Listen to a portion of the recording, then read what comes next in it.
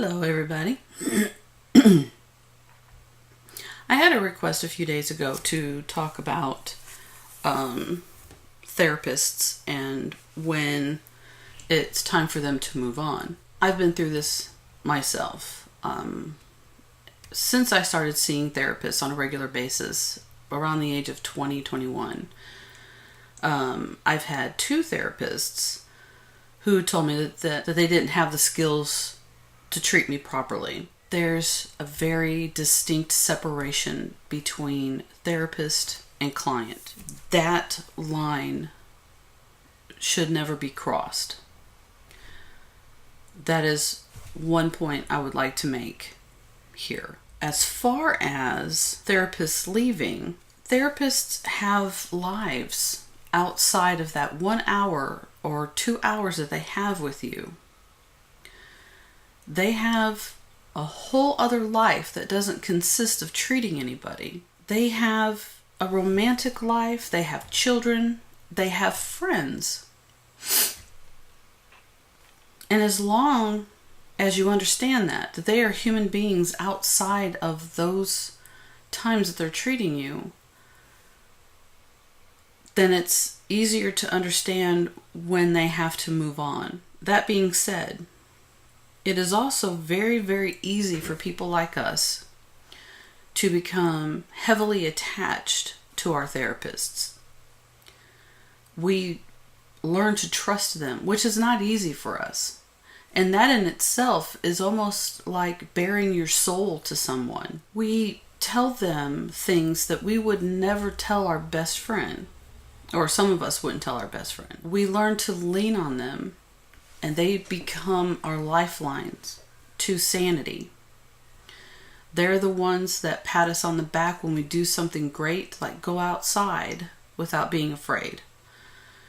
They're the ones that tell us that, yeah, your nightmares make perfect sense because of this, and this.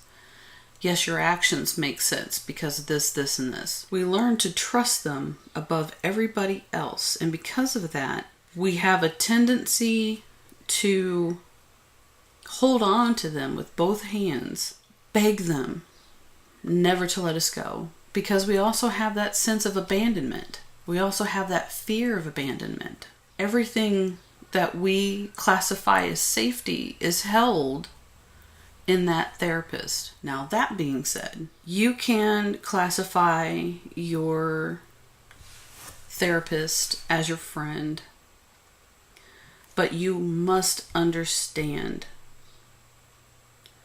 that a good therapist will know when to keep a safe distance. I never called any of my therapists at home. I never expected them to be my friend in my idea of friendship. There has to be a clear understanding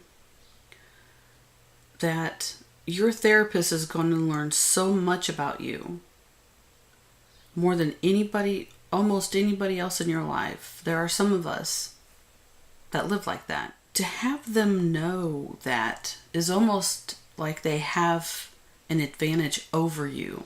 Stuff that they can use against you. Not that they would. I don't know your therapists. And they have to keep a certain distance. Not just for your safety, but for their safety. They can't allow themselves to get so emotionally tied up to every single person that they see, because they can see upwardly of 70 people in a week. And imagine the type of, the amount of energy that is put into caring about every single person that they see. If they put that amount of energy into every single person, they would get burnt out very, very fast. So they're trained to maintain a certain distance from their clients, and they have to. And when the therapist finally comes to the conclusion that they have to stop seeing you, they have to keep that distance from you, it isn't that you've done anything wrong. That doesn't have anything to do with it. It doesn't mean you've done anything wrong. It just means that, one, they may not be the right person suited or trained to treat you for what you have. Two, that they feel that you've become a little bit too attached to them and may be on the verge of crossing a line. Or three, that they have done that they have crossed a line and they need to pull back. You become dependent on those sessions. You become dependent on their advice. But see, that can also be a bad thing. They're supposed to give you the tools in order to rebuild your life. But if you constantly count on them to rebuild your life for you, then the purpose of therapy is lost. So it's a matter of understanding why there may be a need for separation. And it may not be a completely bad thing. Evaluating what's best for both of you. I hope everybody's well.